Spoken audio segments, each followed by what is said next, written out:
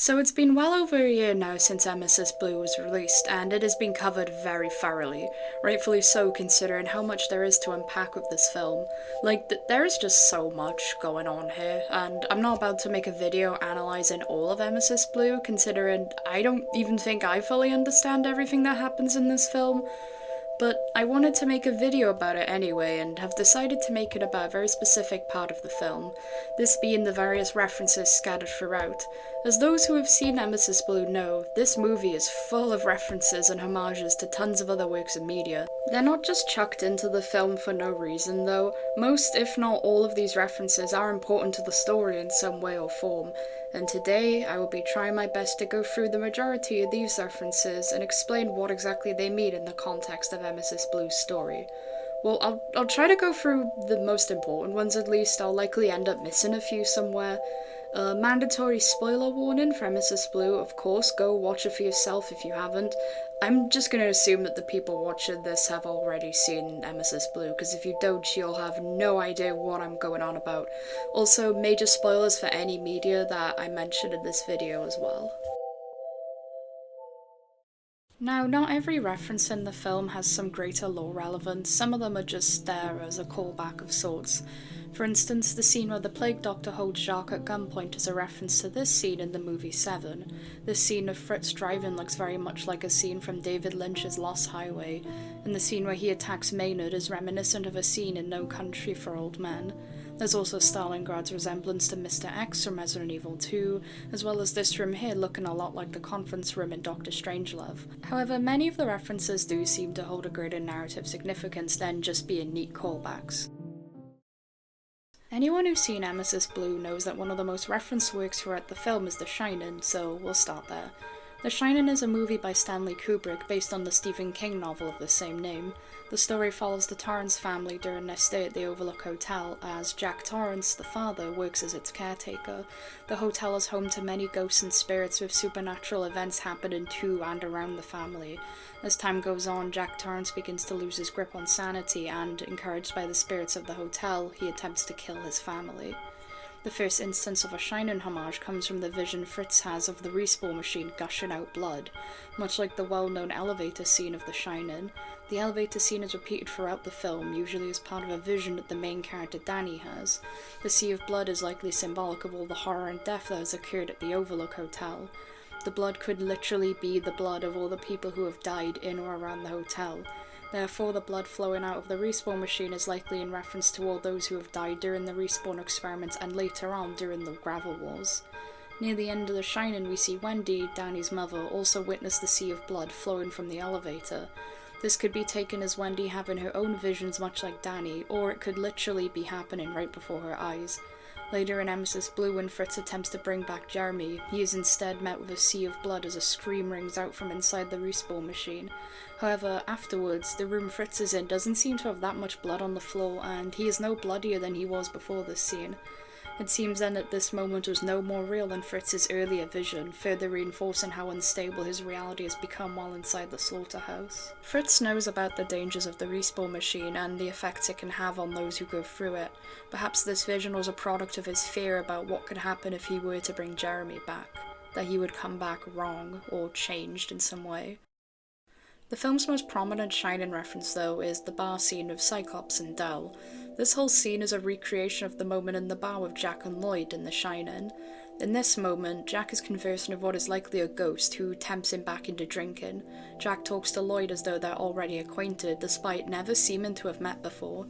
Lloyd listens as Jack vents his frustrations about his family, seeming to silently encourage Jack's growing resentment toward them, much like the other ghosts who appear to him. During their conversation, Cyclops questions Dell on his whereabouts as his brothers thought he was dead. Dell goes on to discuss his experiences on the other side. He encountered many people, including his dead grandfather. It seems very likely that Dell is very much dead in this scene, and that Cyclops is as well, or is at least not that far behind. This is supported by the later scene of Jane discovering Cyclops' frozen corpse, which is yet another Shining homage. The two are likely meeting in some form of afterlife, or perhaps a realm that is between that and the world of the living. Much like how Jack Torrance is able to communicate with the spirits of the hotel, Demoman is as well, with his spirit being Dell. In this case though, Demoman is either dying or already dead, shown by the light behind him vanishing a bit into the scene. There's another important detail about this moment that I'll go over in a minute. Del's bar makes another appearance at the end of Emesis Blue, which Fritz stumbles across. He then goes into the bar's bathroom, which looks surprisingly like the one in the Overlook Hotel that Jack goes to. While here, Jack has a conversation with yet another spirit, the late Delbert Grady, who killed his family and himself while working as the hotel's caretaker. In Fritz's case, he briefly encounters Jules Archibald, who is very much deceased. Moments later, Fritz seems to reunite with Jeremy, who is also very much dead. Then it is revealed Fritz himself is dead in his ambulance. This seems to reinforce the fact that Del and his bar exist in some form of afterlife, dead or dying characters somehow able to meet here, where they spend who knows how long before being brought back using the respawn machine. Well, sometimes they're brought back. Speaking of which, The Shining isn't the only Stephen King story referenced in Emesis Blue. All the way throughout the film, characters constantly make comments about how it's eternity in there and how the other side is longer than you think. These quotes are taken from The Jaunt, a story about how teleportation has been invented and is used as a form of travel. People are put to sleep when passed through the Jaunt, as those who go through awake come out different. One subject who passed through the Jaunt while awake re-emerged older and in a maddened state, remarking on how it was eternity in there before dying. Another person to experience the Jaunt while awake is a young boy who pretends to fall asleep before jaunting just to see what the space in between teleportation looks like. He re-emerges on the other side impossibly old, and begins to scream about how the Jaunt is longer than you think before clawing at the eyes that had seen the unseeable forever and ever. Even though it takes less than a second for a jaunt to take place, the in-between moments last much, much longer. Time is warped during a jaunt to the point where a human would go insane if they were conscious to experience it. This can be tied back to the effects of the respawn machine on the mercenaries. They frequently discuss how long they spend in this in-between stasis every time they die. Del remarks on how it's eternity in there, the there in question here being the time in between respawns, the time that they all spend waiting to come back. It seems that not all the mercenaries fully remember this though, however the effects of respawn are very much present, causing their minds to deteriorate and become unstable. Whether they are fully conscious about what happens to them in the space between life and death, it's clearly having a substantial impact on them, some more than others, as seen of the sniper. He tells Jane about how long he's waited to find him again, despite dying not that long ago. The sniper's appearance after coming back from the dead could also be reminiscent of descriptions given in The Jaunt, with his pale appearance and twisted expression. It's not too different from Fritz when he returns at the end of the movie, appearing gaunt with sunken eyes. It seems that his time while dead wasn't kind to him.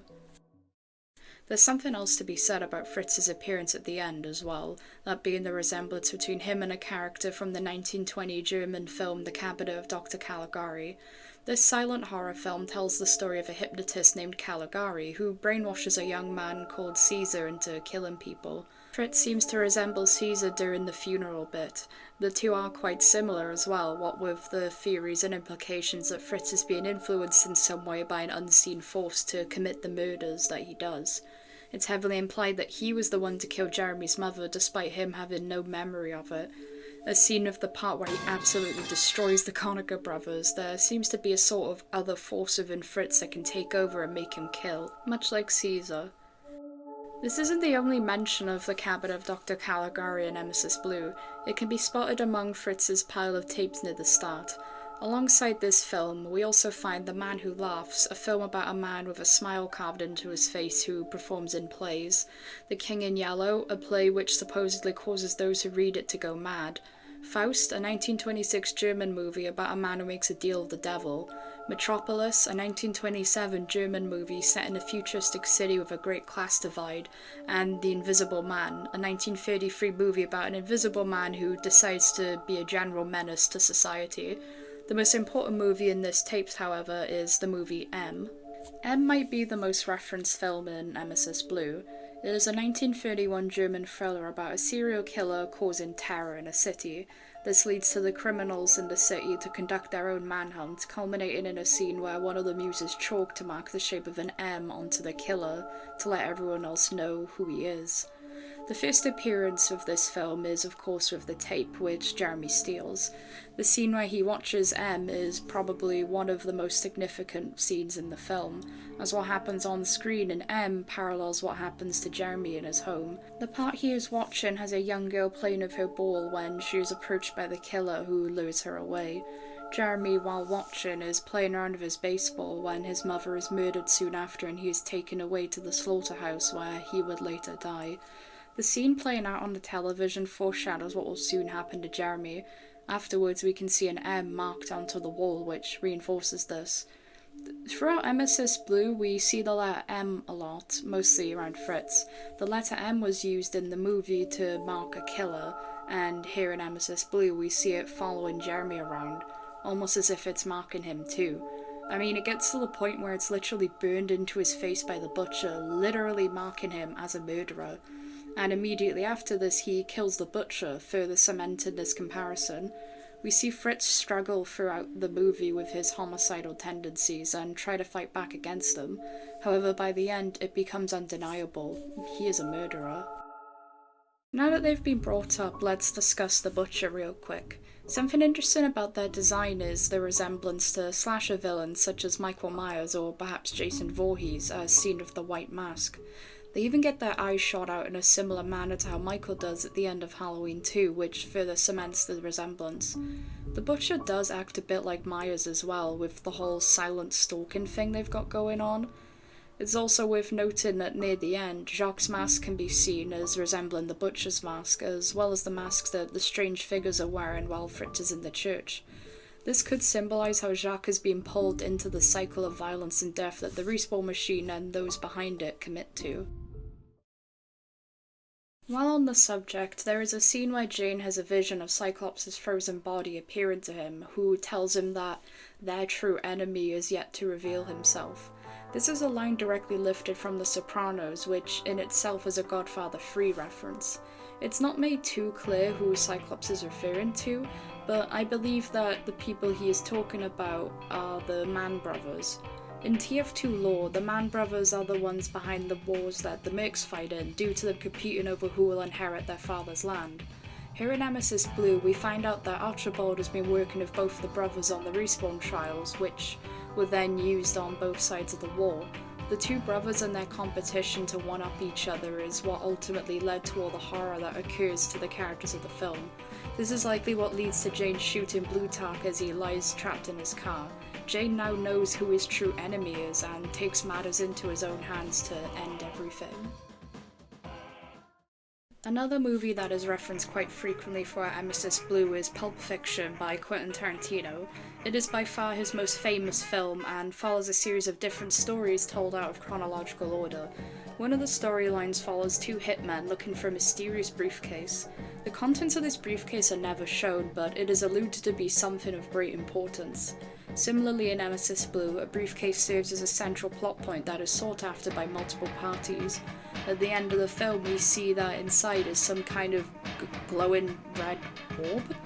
We're never really told what this is, though it is theorised that whatever it is has some connection to the respawn machine, and that whatever's inside is causing Fritz to come back from the dead as often as he does. Aside from this, there's another Pulp Fiction homage in the film, with the two Conacher brothers being named Zed and Maynard, who are named after the two characters in Tarantino's film of the same names. Quite fitting that these two torturous freaks are named after these two other torturous freaks. Throughout Emesis Blue we get a couple of scenes of Fritz looking into a mirror which showcase his unstable sense of self. During the first of these mirror scenes, Fritz's reflection emerges from the mirror and grabs him before slamming him into the mirror and breaking it. This reminds me of a scene from the film Evil Dead 2. In this film, the main character Ash Williams and his girlfriend Linda are attacked by undead demons known as Deadites while staying in a cabin in the woods. After Linda is killed, Ash is left alone to face both the torment of the Deadites and his own mind as his sanity begins to crumble. There is a scene in this film where Ash's reflection begins speaking to him and begins choking him out. It is soon revealed that Ash is choking himself, meaning it was likely all a hallucination. Perhaps Fritz was the one to slam his head into the mirror while hallucinating as well. Given how unstable his mind can be, this doesn't seem too far out of the realm of possibilities. The sixth chapter of Emesis Blue is called Katabasis, which refers to a descent into hell. This title ties in pretty well with a particular sequence in this chapter. Here, after Jane makes his way through the room of bodies, he comes across a large cavern of a broken bridge. Underneath is a large hole, and across the cavern is a staircase leading up somewhere. This room is taken directly from the film The House That Jack Built. This is a movie about a man called Jack, a serial killer who sees his murders as a form of art. Near the end of the film, when he is about to be caught by the police, Virgil from Dante's Inferno appears to Jack and takes him away to hell. They come across a large cavern with a staircase on the other side, the room we just saw in Emesis Blue. Virgil tells Jack that the staircase leads up out of hell, but the cavern below them leads to the deepest depths of hell. Virgil tells Jack that he can either head back and accept his own circle of hell, or he can attempt to climb out, effectively cheating God, but risk falling further into hell. Jack decides to make the climb and he fails, El Bozo. Here in Emesis Blue, Jane seems to be given a similar choice. If he turns back into the slaughterhouse, he can accept his role in the cycle of death that the respawn machine and those who create it perpetuate, or he can attempt to cross the bridge and escape, but whatever lies at the bottom of that cavern could be way worse. Jane falls down into the pit, going further into hell. Here he is chased by something unknown, eventually leading to a ladder, but what he finds is strange. The key but confusing plot point in Emesis Blue is that of the strange time loops that occur with both Jane and Fritz. We see them both appear in events that have already happened and even interact with the world while in this state. We see Fritz knock over the box of tapes that fell over at the start of the film, and Jane straight up lobs a crowbar at himself. It's never really explained how this is possible, and is one of the several components of the story that Emesis Blue leaves ambiguous.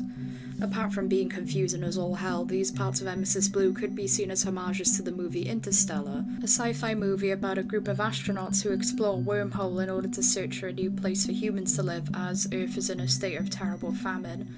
The main character Joseph leaves behind his family for this mission, promising to return home. The crew go on to experience severe time dilation, with them losing many Earth years while on the other planets.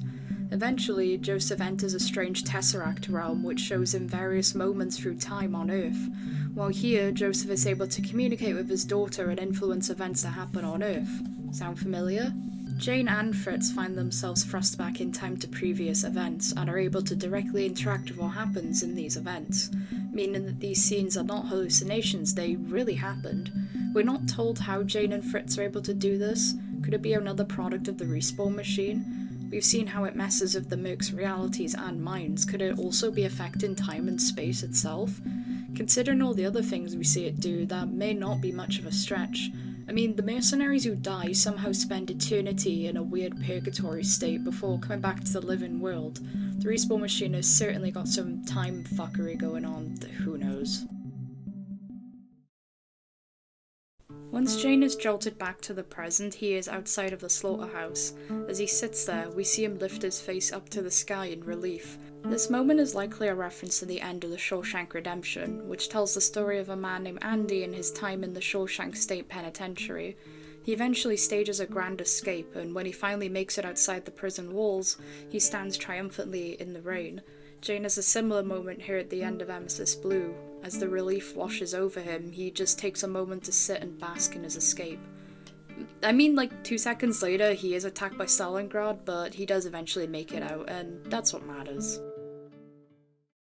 Emesis Blue, as we're all aware, is pretty damn good. Never did I think I'd see the day where I'd be scared while watching a TF2 film of all things, but here we are. Funnily enough, I think watching Emesis Blue is actually what caused me to get properly into TF2, which is awesome. I don't really have a big conclusion here. This video was mostly just an excuse for me to talk a bit about a horror film that I like, which has references to other horror films that I like. Well, mostly horror, some of them aren't horror, it doesn't matter. It's fitting considering that this is the scary month after all. Well, anyway, I hope you enjoyed this video, and have a happy Halloween!